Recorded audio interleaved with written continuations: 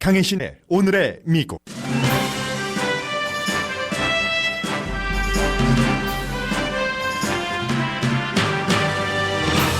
북한이 러시아제로 보이는 단거리 탄도미사일을 여러 발 발사한 뒤 미국은 북한 선박을 압류하고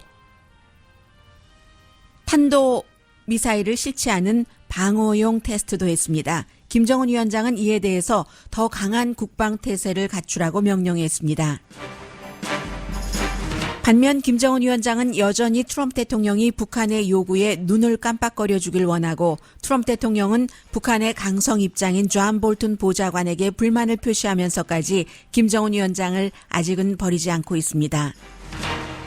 스티브 비건 대북 대표가 외교적으로 핵 문제를 푸는 역할을 해주길 기대하는 전문가들이 늘어납니다. 미국과 중국의 무역 협상은 트럼프 대통령이 같은 트윗을 올렸다 지웠다 다시 올릴 정도로 대통령 자신도 신경 쓰는 무역 정책입니다. 미국이 협상 중 관세를 올리겠다고 발표하자 중국도 가만히 있지 않겠다고 대응했습니다. 무역 협상이 실패하면 미국 소비자는 4인 가족 1년에 평균 생활비가 $500 더 들어갈 수도 있고, 중국도 장기적으로는 손해며 세계 경제는 불황에 빠질 수 있다는 경고가 오늘 미국 주식시장에 그대로 반영되고 있습니다. 공화당이 다수당인 연방상원이 트럼프 대통령 아들을 소환한 뒤 공화당의 내분이 일어났습니다. 내년에 선거를 치를 때 대통령의 지원이 필요한 몇몇 의원들이 대통령 아들의 손을 대도록 기획한 동료 상원 의원을 가만두지 않겠다고 소리치고 나섰습니다. 미국 역사상 가장 오래 대행 체제였던 국방장관 자리에 대통령이 현 장관 대행을 지명했습니다. 상대에게 거의 모든 걸 양보하라는 식의 접근인 미국의 아메리카 퍼스트 외교 정책이 여러 대륙에서 큰 시험대에 올랐습니다.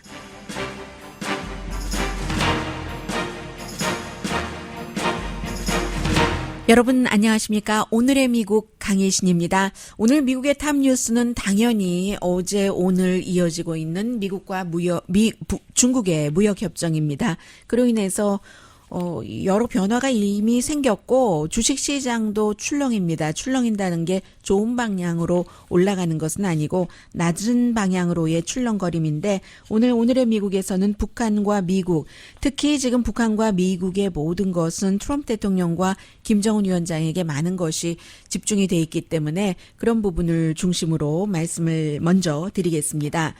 어제 이제 미국이, 이게 사실은 어제 오늘 사이에 일어났던 일이 아니라 지난해에 있었던 일이거든요. 그런데 이제 미국의 연방 법무장관이 결국은 유엔 협정을 위반했다 해서 북한 선박이 이제 석탄을 싣고 가는 그런 부분에 대해서 지금까지 가만히 있다가 어제 이 선박을 압류해 버렸습니다. 이 선박 자체가 북한에서 두 번째로 큰 그 배라고 하거든요. 와이저니스트. 한국말로 제가 아직 못 찾아봤는데요. 그런 이름의 현명하고 정직한, 어떻게 되나요? 써 있는 거 사진으로 보려고 하는데 안 보이고요. 17,000톤을 실을 수 있는 이 선박을 미국이 압류를 해버렸습니다. 그 선박의 캡틴은 인도네시아 법을 위반했다 해서 지난해 7월 달에 이미 기소가 됐고요. 결국은 이것을 압류하느냐 압류하지 않느냐, 압류한다는 것은 이 배가 북한에서 두 번째로 큰 배가 결국은 영업을 할 수 없다는 얘기가 되겠는데, 이것도 이제 트럼프 대통령의 결정이기도 하고 또 트럼프 대통령보다는 일을 하는 실무팀의 결정이기도 한데 어쩔 수 없었던 거죠. 지난 닷새 사이에 지금 첫날도 그랬고 또 닷새 뒤에도 적어도 이제 세 발은 단거리 탄도미사일이라는 것 아니겠어요? 러시아제에. 그런 일이 있은 뒤에 미국도 어쩔 수 없이 내린 조치이고, 그리고 무기는 싫지 않은 북한도 마찬가지였어요. 정교하게 서로 계획하고 신경전을 하고 있는 건데, 이제 산타바바라에 있는 공군기지요. 그 만데버그 공군기지에서 이달 들어서 두 번째 이런 실험을 한 것이고, 미국도 탄도미사일 실험을 북한의 움직임에 그대로 대응하는 것을 한 거죠. 그리고는 김정은 위원장이 아니 우리 선박을 압류했단 말이야 하고는 미국과 한쪽으로는 계속 대화의 문을 열어놓기 위해서 대화를 하기 위해서 북한은 단거리 미사일을 발사한다 하는 것이 모든 전문가의 공통 의견인데 그런데 아니 우리 선박을 압류를 했어 하면서 북한 측의 모든 군이 완전한 전투 태세를 갖춰라 하고는 미국이 이제 선박을 압류한다는 것을 발표를 한 뒤에 김정은 위원장의 발표가 또 이렇습니다. 그래서 기본적으로 이렇게 볼 때는 미국과 북한 사이에 긴장이 높아진 것만은 사실이에요. 그런데 이제 이 긴장이 높아졌을 때에 각 나라의 지도자가 다 정치인들이니까 본인들의 정치 목적에 맞아야지 되잖아요. 여기서 보면은 문재인 대통령 당장 뭐가 좋아야지 되는 사람이고 트럼프 대통령도 지금 좋지 않아요. 뒷부분에는 이제 미국의 여러 가지 국제 정책에 대해서 말씀을 드리겠습니다마는 트럼프 대통령도 뭐 나쁘기는 하지만 트럼프 대통령으로서는 어찌 보면 북한 한 국가 정도는 일단 뒤로 보류하거나 버려도 되는 상황이고 김정은 위원장으로서는 그래? 트럼프 대통령이 뭐 좀 잘해주기를 원하지만 만약에 우리 뜻대로 해주지 않는다면 하노이 회담 때 그런 것을 계속 가지고 나와서 들먹인다면 그러면 뭐 우리는 계속 핵 개발하는 것은 하고 어떻게든 그 러시아도 지금 방문을 했고 중국도 방문을 했고 한국도 할 수 있는 한 뭐 해주도록 하면서 견뎌야지 트럼프 시대를 견디고 다음 행정부 때 다시 볼까 하는 것까지 갈 수 있다는 거예요. 시간은 김정은에게 제일 많다 하는 것을 말씀을 드리고요.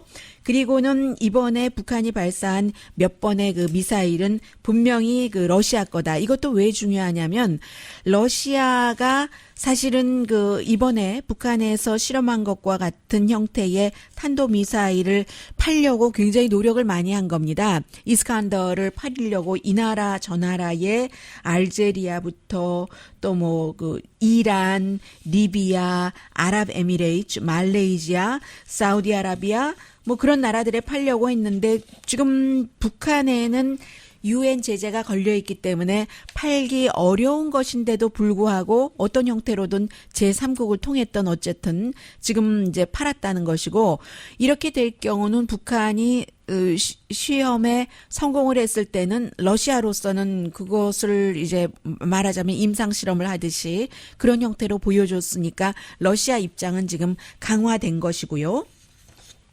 그리고 이제 미국이 지금 중국과 무역 전쟁을 하고 있는데 결국은 트럼프 대통령도 둘 중에 하나를 버려야지 되는 거예요. 욕심을 다 가지고 있으면 이게 이루어지기가 힘든 거잖아요.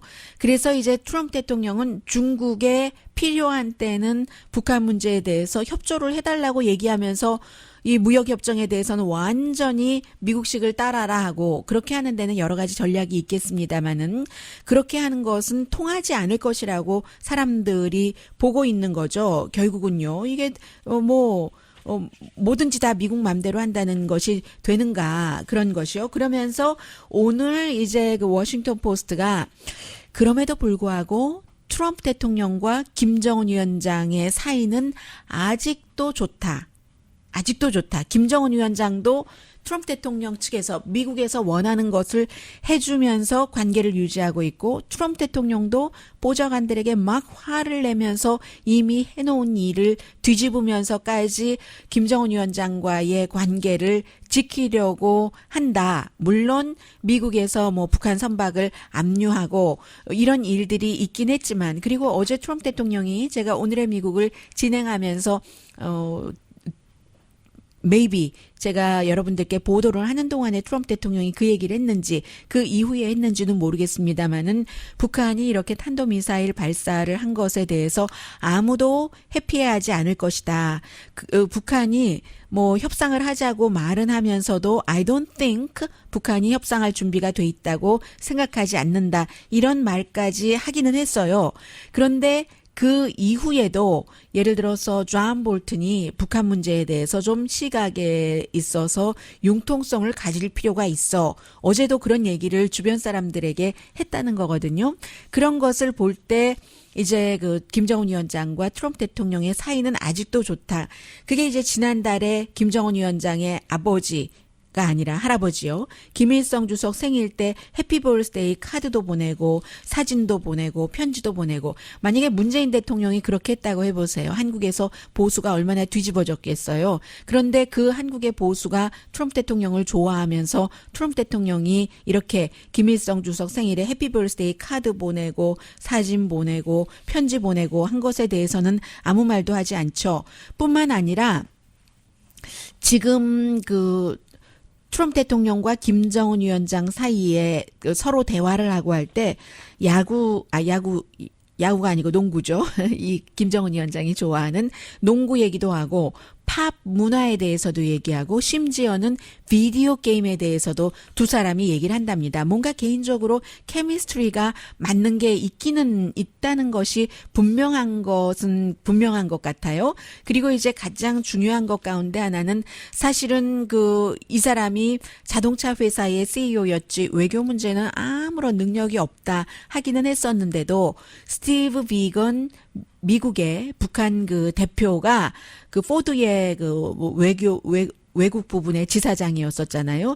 그런데도 이 사람만이 강성이 아닌 조금 비둘기파이기 때문에 트럼프 대통령과 김정은 위원장의 그 사이에서 뭔가를 할 수 있는 그런 역할이 있고 스웨덴이 이제 미국과 북한 사이에 다리를 놓고 있으니까 스티브 비건이 뭔가를 해줬으면 좋겠다 하는데 아직까지는 스티브 비건의 그 카운터파트는 최선희잖아요. 이번에 좀 등급이 올라간 최선희인데 최선희에게 스티브 비건이 그 워싱턴 포스트가 보도될 때까지는 뭔가 우리 대화 좀 하자 하더라도 아직은 아무 말 하고 있지 않다는 것 그런 내용까지 얘기를 하면서 어쨌든 두 사람 사이는 지금 굉장히 좋다. 그렇기 때문에 이 미사일 발사를 하고 난 이후에도 문재인 대통령과의 통화에서 트럼프 대통령이 완전히 미국에서는 트럼프 대통령이 문재인 대통령이 우리가 좀 식량이 그렇게 모자란다는데 지원을 하는데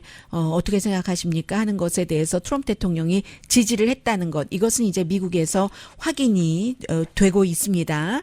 그리고는 트럼프 대통령이 주변 사람들이 아니 왜 그렇게 김정은에게만 너그러우냐라고 얘기를 하면 내가 북한과 딜하는 것은 프랑스 대통령과 딜하는 게 아니다. 북한과는 그러한 특별한 국가이고 하기 때문에 이래서 좀 달리 해야지 된다라고 얘기를 한대요.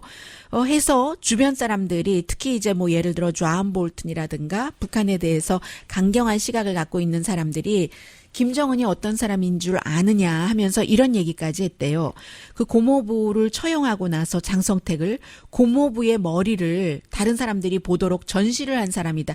그것은 아직 확인되지 않고 있어요. 장성택을 김정은이 처형한 건 사실이지만 그렇게까지 트럼프 대통령 주변 사람에게 트럼프 대통령에게 얘기를 해도 트럼프 대통령이 여전히 김정은 위원장에게 좋은 시각을 갖고 있다는 겁니다. 미국의 헤리티지 재단이라든가 아메리칸 엔터프라이즈 인스티튜트라든가 아주 강성인 보수요. 제 영어하다 한국말 하니까 버스라고 얘기를 하고 있는데 이런 띵크탱크에서는 대통령에게 더 강하게 풀어주지 말고 경제 제재를 더 조여라 라고 얘기를 하고 있지만 트럼프 대통령이 이걸 듣기를 싫어하고요. 오히려 스텝 바이 스텝 쪽으로 프로세스 쪽으로 지금 기울어 간다고 하면서 존 볼튼이 어제도 존이 정말 좋은 사람이긴 한데 그의 북한에 대한 시각은 균형을 맞출 필요가 있다라고 얘기를 했군요. counterbalance. He has to counterbalance his views. 특히 이제 북한에 대해서 그렇게 얘기를 하면서 약간 비둘기 쪽으로 이제 들어간다 하는 것을 얘기를 하고 있고요. 북한에서도 마찬가지로 미국이 껄끄러워했었던 스파이 마스터 김영철이 아주 완고하고 하니까 껄끄러워했었던 사람을 이번에 강등시키고 최선이라는 외교부에서 오래 일을 한 사람을 이제 제1 그 부상으로 내놓고 이런 것이 이제 조금 스웨덴 그 대사관 워싱턴에 있는 스웨덴 대사관에서 볼 때는 지금 좀 그런 것이 북한의 모습도 트럼프 대통령을 조금 만족시키는 것이고 스티브 비건이 이제 지난번에 언제였던가요? 그 워싱턴에 있는 스웨덴 대사관에서 스티브 비건과 최선희와 같이 만났었던 적이 있었던가 봅니다. 1월 달이었다고 하네요. 그 스웨덴 대사관에서 다리를 놓은 거죠. 호스트를 한 거예요. 스웨덴이. 그랬을 때 이렇게 보니까 그 스티브 비건 정도면 그 스웨덴 대사관도 중도에서 다리를 놓는 입장이니까 괜찮을 것 같다. 이제 이런 표현을 했다고 하고요. 그런 느낌을 받았다고 하고 임프레시브했다고 하고요. 스티브 비건 그 대표에게. 그리고 지난번에 그 일을 그 워싱턴 포스트가 설명을 해주네요.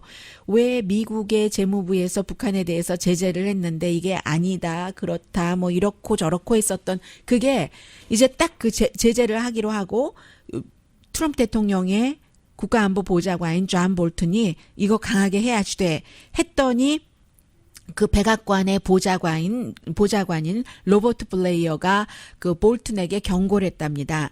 트럼프 대통령이 이 경제 제재 북한에 대해서 또 그 중국 회사에 대해서 하는 것을 모르고 있지 않느냐라고 얘기를 했을 때 볼턴이 괜찮아. 이 정도는 트럼프 대통령이 오케이를 할 거고 내가 잘 트럼프 대통령을 설득할 수가 있어. 이렇게 말을 하고는 제재를 하기로 했는데 그게 대통령이 모르는 사이에 블룸버그 뉴스가 먼저 보도를 해버렸더니 대통령이 엄청 화가 났다는 겁니다. 화가 나서 난 싫어. 그 전에 제재한 것도 풀어버리고 앞으로도 북한에 대한 제재 하지를 않기를 원해. I don't want to do it. 하고 트럼프 대통령이 얘기를 해서 결국은 또 옆에 사람들이 설득을 하고 해서 이미 제재하기로 한 것은 그대로 두기로 하고 이제 앞으로는 제재하지 않기로 그렇게 마무리를 지으면서 세라 허커비 백악관 대변인이 한 얘기가 대통령은 체어맨 김을 좋아한다. President Trump likes 체어맨 킴. He doesn't think 이 같은 생션이 필요하다고 생각하지 않는다라고 하면서 결국은 대통령 맘대로 그 재무부에서 열심히 일을 해서 해놨던 것을 없던 일로 하기로 풀었다는 것이고 그런 트럼프 대통령의 김정은 위원장에 대한 마음은 아직까지도 계속되고 있다. 그러니까 아직은 여지가 있는 거예요. 북한에서도 잘 그 여러 가지를 재면서 뭔가를 발사를 해보고 하기는 하지만 그러나 이 같은 선이 언제 넘어가서 트럼프 대통령도 견딜 수 없는 상황이 될지 그건 이제 알 수 없는 거죠. 국내 해외에서 트럼프 대통령이 지금 해야지 될 문제가 너무 많기 때문에요.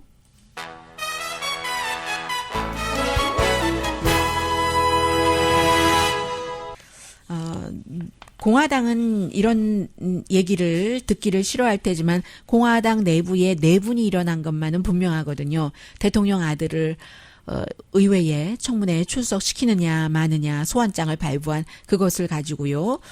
그래서 그런 내용을 포함한 지금 미국의 중요한 내용들, 이슈들 잠시 뒤에 전해드리겠습니다. 라디오 서울 방송 오늘의 미국 듣고 계십니다. 네,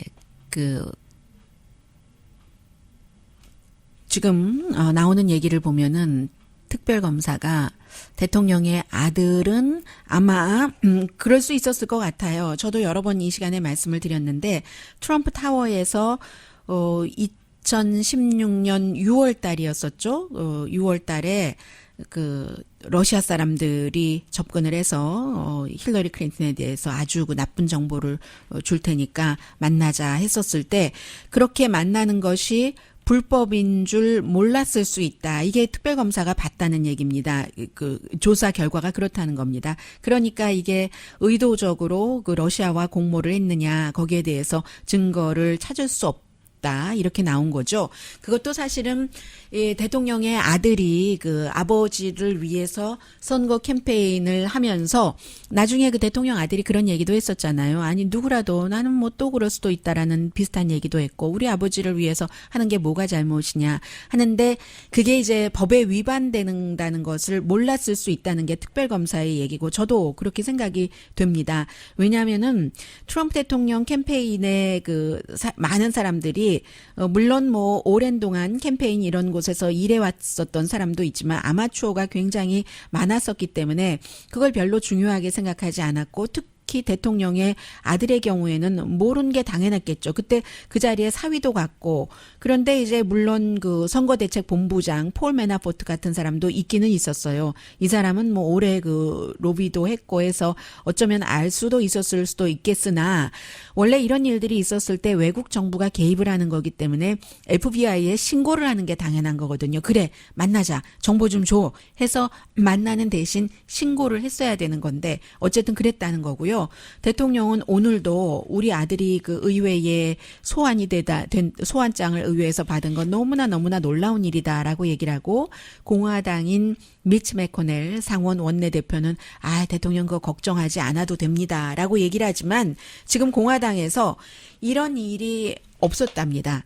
공화당에 이제 정보위원회의 위원장이 리처드 벌 노스캐롤라이나가 지역구인 연방 상원의원이잖아요. 다수당이니까 정보위원회의 위원장인 겁니다. 이 사람이 부위원장인 민주당 의원과 함께 결국은 대통령 아들을 그 트럼프 타워에서의 미팅이라든가 그 밖에 모스코바의 트럼프 타워 짓는 안에 대해서 더 조사를 해야지 되겠다 하면서 소환장을 발부를 한 겁니다. 그 소환장 발부도 저는 어제 알려져서 그제 있었던가 보다 하고 생각을 했었는데 2주일 전에 그 소환장을 발부한 게 이제서야 이제 그 언론에 알려진 거예요. 그래서 이제 이게 그 민주당 내부에서는 자신들의 인텔리전스 커미티에 정보위원회의 위원장에게 항거하는 공화당 의원들이 6명이나 등장을 한 겁니다. 한 사람이 이 위원장 이거 안 돼요 하고 말하기도 힘든 일인데 한 명의 상원 의원이 다른 그 상원 의원을 같은 당의 상원 의원을 비난하는 것도 굉장히 힘든 일인데 그것도 특별히 소위원회의 위원장 그런데 6명의 공화당 연방 상원 의원이 이 위원장 리처드 벌을 이렇게 공개적으로 비난하는 것은 굉장히 드문 일입니다. 대통령 아들을 소환하는데 그 소환장을 발부했단 말이야? 하면서 그렇다는 거죠. 대통령 아들이 나올 것 같지 않아요. 대통령 아들도 뭐 노발대발하면서 안 하겠다. 지금 하고 있거든요. 그래서 민주당이 이제 이게 공화당 내부의 내분이다라고 얘기하는 것을 가지고 또 팍스에서는 그게 무슨 내분이냐 하지만 내분은 내분이죠. 이 정도 되면 한 명이 하기도 힘든데 6명이나 대들고 지금 그 정보위원회의 위원장에게 그거 뭐 하는 짓이냐 너 가만히 있나 두고 보자 이렇게 대통령 아들을 소환하게 하면은 끝까지 쫓아가서 우리도 다 당신의 뒤를 팔 거야 뭐 이런 식으로 지금 얘기를 하고 있거든요.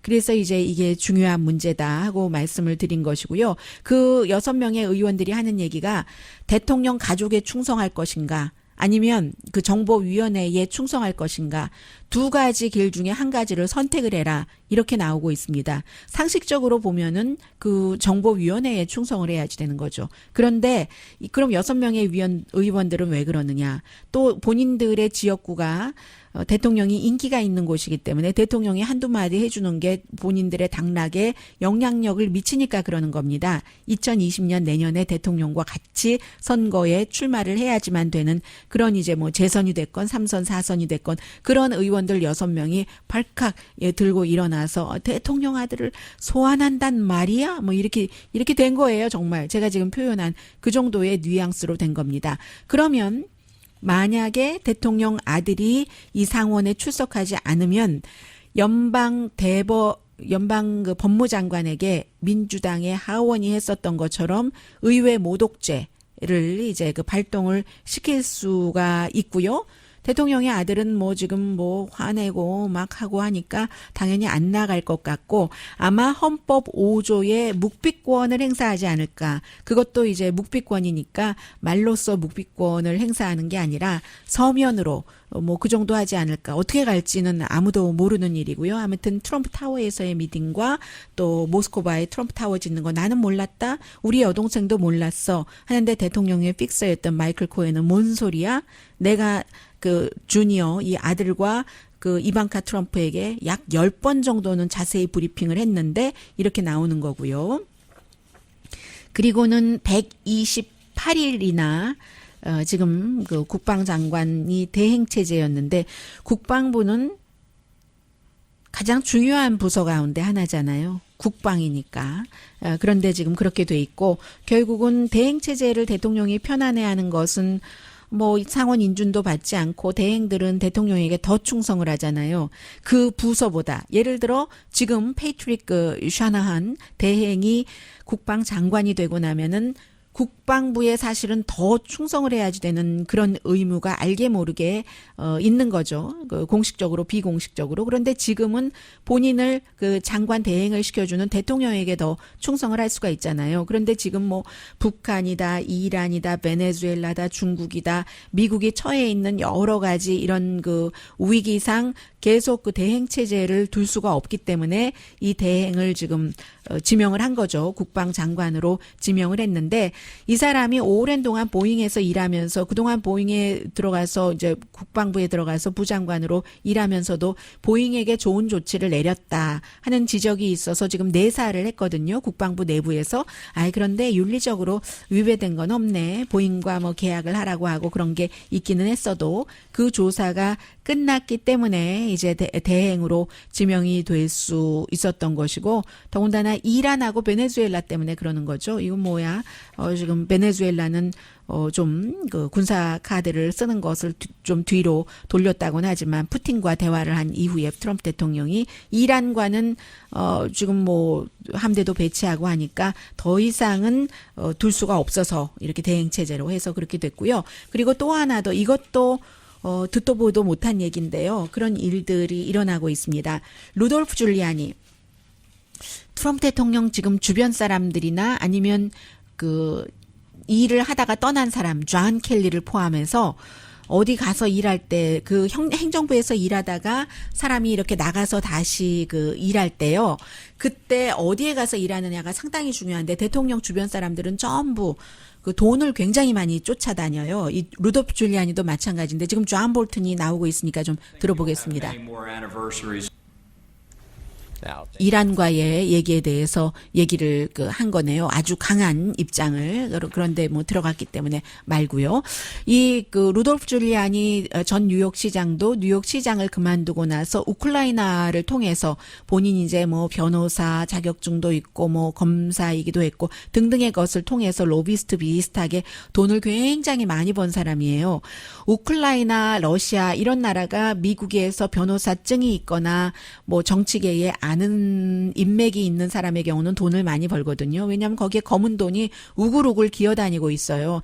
날아다니면은 좀 잡기가 불편할 텐데 뭐 파리채라도 가져야지 아니면 무슨 뭐죠 이렇게 뭐 잡는 벌레채라도 가져야지 잡는데 그냥 뭐 우글우글 땅에 이렇게 있으니까 손으로 줍기만 해도 될 그럴 정도거든요. 그런 일을 루돌프 줄리아니도 많이 했고 지금 감옥에 가 있는 트럼프 대통령의 선거대책본부장인 폴 매나포트가 돈을 엄청 벌었죠. 우크라이나에서. 그런데 루돌프 줄리아니가 우크라이나에 간다는 겁니다. 왜 그러느냐. 조 바이든이 민주당의 대통령 후보로 될 가능성이 높아지니까 트럼프 대통령이 오늘도 얘기를 했어요. 조 바이든이 될 것 같아 하니까 조 바이든 뒤를 캐는 겁니다. 조 바이든은 근데 별로 나올 것도 없는 사람이에요. 조 바이든의 아들 두 사람 가운데 한 사람은 이제 암으로 숨졌고 그 다른 아들이 우크라이나와 뭔가 그 연관된 그 일을 해서 그 헌터요. 그 헌터 바이든이 우크라이나의 그 가스 회사 관련 일을 해줬었거든요. 우크라이나 부자가 연관돼 있는 그 가스 관련 일을 했기 때문에 이 아들이 무슨 비리를 저질렀는지를 조사를 해야지 되겠어 하면서 루돌프 줄리아니가 그 우크라이나로 간다는 거고요. 이 아들은 누구냐면 지금까지 계속 제가 너무 중요한 이슈들이 많아서 말씀을 못 드렸는데 헌터 그 바이든이 그 이제 그 형이 암으로 숨졌잖아요. 그리고 나서 이제 형수와 뭐 위로하고 하던 그런 그 도중에 형수와 애정이 생겨서 형수와 같이 지내기도 했어요. 그러다가 그리고 그렇게 될 때 그 조 바이든과 질 바이든 그 부부가 이제 그것을 또 우리는 그 두 사람의 애정 관계를 지원을 한다 하기도 했고 그 아들은 질 바이든과 난 건 아니죠. 조 바이든의 첫 번째 와이프가 교통사고로 자녀와 함께 숨졌잖아요. 그 이후에 질 바이든을 만났고 질 바이든과도 다른 자녀를 낳았고 그 숨진 그 아들은 이제 첫 번째 부인과의 사이에서 난 그 자녀일 겁니다. 그래서 이제 그랬던 게 이 헌터예요. 형의 와이프 그 형수와 같이 지내다가 얼마 전에 우리 헤어지겠다고 헤어진 것을 발표한 그 헌터거든요. 그래서 이 루돌프 줄리아니가 그것을 캐러 간다 하는 것이고요. 그리고 또 한때 폴 매나포트 지금 감옥에 가 있는 트럼프 대통령의 선거대책본부장이었던 사람이 힐러리 클린턴에게 좋게 하려고 또 우크라이나와 일을 했었던 로비스트로 등록도 하지 않고 그랬던 적이 있다고 이게 이제 또 루돌프 줄리아니의 주장이기도 하고요. 그래서 우크라이나 정부가 우크라이나 검사가 이 두 케이스를 수사를 해야지 된다 해서 지금 대통령 후보로 민주당에서 나가고 있는 조 바이든의 아들도 뭔가 우크라이나 부자를 위해서 일했다는 것과 폴 매나포트가 힐러리 클린턴에게 좋게 하려고 우크라이나 관련 일을 했었다는 것을 우크라이나 검사가 조사를 해서 기소를 해야지 된다. 이 같은 주장을 하려고 대통령의 변호사가 우크라이나에 간다는 겁니다. 여기서 제가 생전 처음 봤다고 하는 것은요. 뭐 과거에 있었는지 모르지만 제가 방송을 한 지난 30년 사이에는 이런 일은 없었습니다. 현직 대통령의 개인 변호사가 비즈니스 관련 일로 해서 다른 그 대통령의 정적을 압박하기 위해서 또 다른 국가에 대해서 그것에 대해서 수사를 하고 조사를 하고 기소를 하라는 압박을 하는 것. 이런 일은 저는 처음 본 거고요. 이제 이 정도까지 가는 것을 보면은 트럼프 대통령이 확실히 민주당에서 조 바이든이 후보가 될 가능성이 높다고 현재로서는 보고 있는 것 같기도 합니다. 그리고 또 루돌프 줄리아니는 뭐 우크라이나 출장 갈만하죠. 아직도 우크라이나 쪽에서 돈을 많이 벌고 있으니까 다른 사업도 점검을 할 겸 갈만한데 그 조 바이든이 좀 그 유력하게 보는 거. 조 바이든과 누구죠? 버먼트의 그 샌더스요. 그 샌더스 후보 두 사람과 비교를 하면은 조 바이든이 좀 온건한 편이기 때문에 두루두루 좀 지지층이 그 넓다 하는 것만은 분명해 보입니다. 잠시 뒤에 중국과 미국과의 무역 분쟁 풀어지지 않으면 뭐 미국 사람들 그 평균 한 달에 가족들이 돈을 더 써야지 되는 일이 나오기 때문에 굉장히 관심이 많습니다. 세계도 마찬가지고요. 이 세계의 경제를 끌어내릴 수가 있기 때문에요. 잠시 뒤에 전합니다.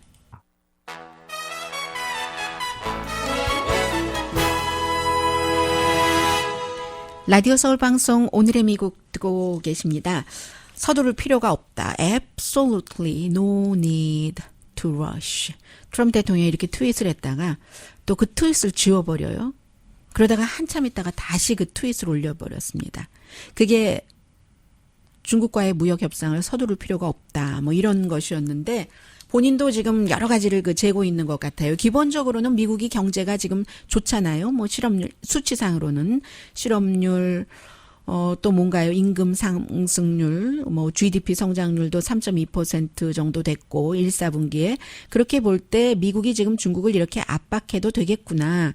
중국은 장기적으로 가면 좀 힘들어지잖아요. 그런 경우의 수를 생각을 해서 트럼프 대통령이 중국을 압박하면서 9월 달에 시작이 됐어요. 중국 2천억 달러 물건에 대해서 10% 관세를 부과했고 나머지 3,250억 달러에 대해서 그것을 이제 25%로 관세를 올린 거고요. 그리고 나머지 3,250억 달러에 대해서도 25% 날짜는 아직 정해지지 않았고, 그리고 지난해 9월부터 해오던 거는 10%에서 25%로 관세가 늘어난 거예요. 무역 협상을 하는 도중에 이렇게 올려버린 거죠. 그러니까 당연히 처음에 트럼프 대통령이 그래도 협상을 서두를 필요가 없어 하니까 다우지수가 막 팍팍 내려가니까 그거 딜릿했다가 다시 또 조금 있다가 서두를 필요가 없어 하고 이렇게 올린 것 자체가 트윗을 했다 말았다 지웠다 올렸다 한 것 자체가 지금 굉장히 트럼프 대통령의 심정을 보여주는 것으로 해석이 되고요. 그래서 미국 사람들이 예를 들어서 가구점 같은 경우 3대가 운영하고 있는 키틀 퍼니처라는 곳이 있답니다. 1932년부터 시작을 했는데 인디아나주에. 그런데 10% 관세를 올려서 뭐 다시 그것도 힘들어져서 어떻게 해서 조정을 해서 소비자 가격은 3%만 올렸는데 25%로 되니까 이게 아주 어떻게 해야지 되는지 모르겠다는 거예요. 해서 전체적으로는 미국의 소비자들이 한 가정당 한 4인 가족을 기준으로 할 때 $500 이상을 더 써야지 된다는 거거든요. 중국에서 오는 물건들이 그렇게 관세가 25%로 전부 하면은 미국 소비자들이 힘들어지는 거죠. 그리고 물건을 소비하는 사람은 값을 올리든지 마진을 줄이든지 해서 마진을 줄일 수가 없잖아요. 어느 정도 줄여도. 그래도 결국은 한 $500 정도를 더 써야지 된다 하고 중국도 가만히 있지 않겠다고 하고 그러니까 미국에선 스몰 비즈니스 업계들이 이거 뭐냐 하고 주식시장 마구마구 출렁거리고 미국의 뱅크 오브 아메리카와 메릴 린치 같은 경우도 이런 식으로 하게 되면은 결국은 미국의 연방준비제도도 이자율을 조절할 수밖에 없고 유럽은행도 이자율을 조절할 수밖에 없고 곧 만약에 무역 협상이 타결된다면 지금 세계 경제는 괜찮게 계속 올라가지만 그렇지 않은 경우에는 미국과 이렇게 표현을 합니다. 미국과 중국과의 무역 전쟁이라기보다는 트럼프의 무역 전쟁이라고 표현을 많이 하고 있는데 트럼프의 무역 전쟁이 결국은 세계의 경기 불황을 가지고 오고야 말 것이다. 이런 얘기를 많이 하고 있는데요. 글쎄요. 오늘 어떤 결과가 나올지 아무도 모릅니다. 대통령과 이제 무역 대표가 굉장히 중국에 대해서 아주 강성의 입장을 유지를 하고 있기 때문에 지난 9월부터 시작된 10% 부분적으로요. 2천억 달러에 대해서 중국 상품 관세 올리는 것만으로 하더라도 지금 매달 14억 달러씩 지금 미국 측에서 미국의 소비업자가 물어야지 되는 건데요. 오늘 트럼프 대통령이 굉장히 많이 한 트윗 가운데서도 또 이 트윗을 사실과 다른 트윗을 한 게 있는데 트럼프 대통령이 계속 이런 트윗을 하고 있는 겁니다. 관세라는 것은 중국이 내는 거다.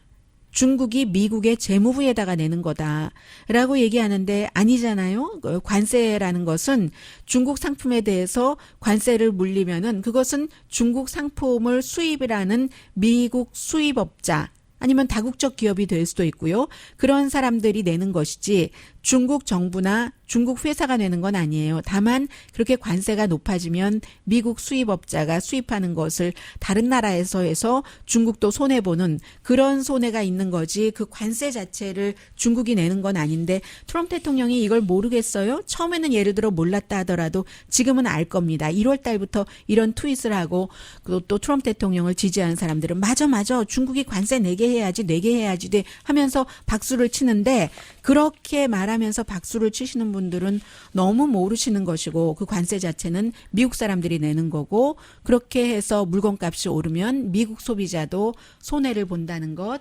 말씀드립니다.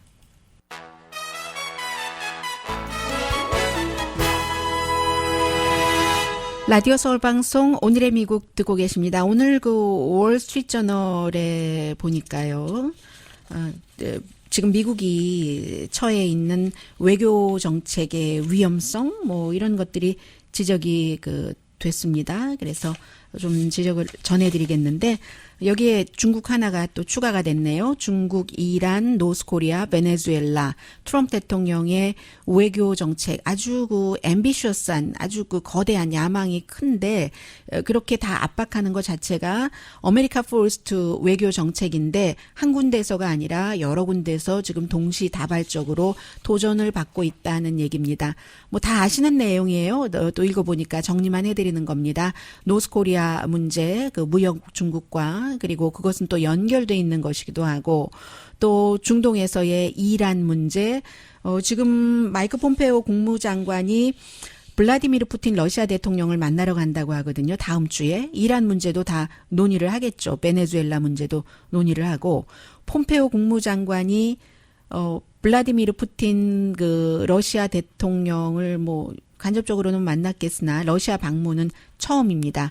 일단 외무장관을 만나고 나서 그다음에 이제 푸틴을 만난다는 건데 러시아와 미국 사이에 여러 가지 도전을 얘기한다. 트럼프 대통령이 확실히 특별검사의 수사 결과가 끝나고 난 뒤에 러시아와 가깝게 협조하는 모습을 많이 보이고 있습니다. 그래서 이제 이란 문제도 얘기가 되겠죠. 며칠 전에 전화통화에서도 했다고는 하는데 라틴 아메리카의 베네수엘라 문제. 베네수엘라도 지금 미국이 원하는 식으로 가지 않고 있습니다. 러시아가 원하는 쪽으로 마두로가 아직까지 자리를 지키고 있고 과이도는 건드리지 못하는데 왜냐하면 미국이 딱 저 사람이야 하고 지명을 했기 때문에 당신 대통령이라고 하고 해서 과이도가 내가 자칭 대통령 하고 있는데 건드리면 안 돼. 미국이 해서 그 사람은 안 건드리고 다른 이제 야당 지도자를 잡아가고 있잖아요. 니콜라스 마두로 미국이 싫어하는 그 사람이 그렇게 됐고 그래서 굉장히 지금 트럼프 대통령의 외교 정책을 집행하는 과정이 시리어스하지가 않다. 이게 이제 리처드 하스라고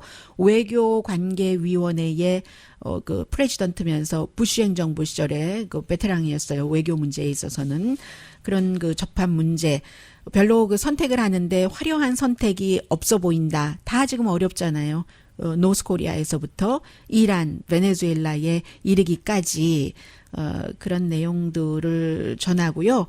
그리고 오히려 트럼프 대통령 측에서 이란을 보더라도 그렇고 상황을 문제를 줄이는 게 아니라 없었던 문제까지 만들어내는다. 상황을 지금 만들어내는 게 이게 문제인데 엄청 겁을 확 주고 나서 미국이 안 하면은 따라오지 않으면 안 돼. 이렇게 하고 상대가 네, 알았습니다. 하고 뭔가 눈을 깜빡깜빡 어려주기를 블링크하기를 기다리는데 이게 지금 제대로 되고 있지 않다는 거예요. 오히려 북한의 경우는 북한이 뭔가를 팍팍 쏘아놓고는 트럼프 대통령이 눈을 깜빡여 주기를 기다리고 있잖아요. 그래서 굉장히 어렵다는 내용 전하고 있습니다.